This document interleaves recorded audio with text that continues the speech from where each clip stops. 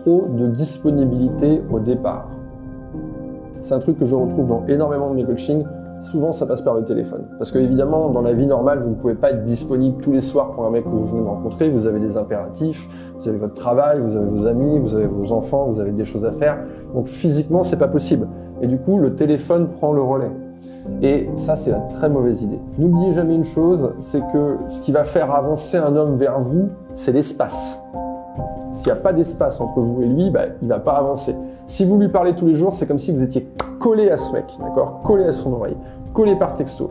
Au début, vous rencontrez un mec, il va pas avoir de message pendant une journée, pas grave, il fait sa vie.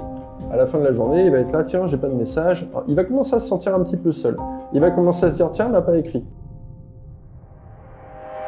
Ah, le lendemain, il voit qu'il n'y a pas de message. Ah, elle m'a pas écrit, qu'est-ce qui se passe? Est-ce que je l'ai perdu? Qu'est-ce qui se passe? Est-ce qu'elle répond toujours? Et là, clac, il va écrire. Vous devez apprendre à occuper cette position de puissance. Et je peux comprendre que c'est frustrant parce que vous aussi, en fait, vous attendez de la part du mec de votre côté, mais vous devez apprendre à occuper cette position où vraiment vous êtes sereine, comme un moine bouddhiste, vous êtes complètement sereine, tout est bien, tout est là, tout est suffisant, la vie est telle qu'elle doit être, les choses sont à leur place, un nouveau mec veut rentrer dans ma vie, ok, mais c'est pas moi qui vais lui courir après, je suis très bien, je n'ai besoin de rien. Et d'être capable d'occuper cette position de pleine puissance où vous pourriez faire entrer un homme dans votre vie, mais c'est à lui d'avancer vers vous, c'est à lui de s'investir, c'est à lui d'avancer. Vous le mettez dans cette posture où il doit venir vous écrire. Là, il est inquiet. Là, il m'écrit. Ok, c'est bon maintenant. Une fois qu'il m'a écrit, je le récompense. Je vais lui dire quelque chose de très spirituel. C'est d'ailleurs plus facile quand on est dans cette posture, vraiment comme si j'étais assis au sommet de ma montagne, je suis bien. Quand on est dans cette posture-là et que vous arrivez à duper votre esprit et à vous dire « je suis en abondance, je suis bien, j'ai tout ce dont j'ai besoin dans ma vie ».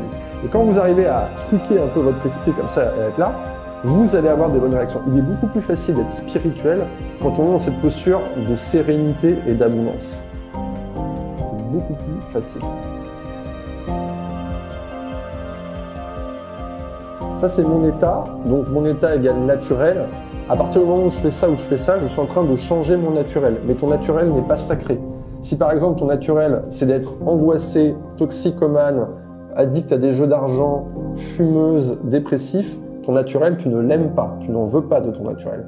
Si ton naturel n'est pas source de bonheur, si émotionnellement cette position ne t'apporte rien, t'apporte des malheurs, t'apporte de la souffrance, ne t'apporte pas de succès dans ta vie amoureuse, cette position, il faut la changer. Et les filles, il faut avoir absolument aucun remords à changer ce que vous appelez votre naturel.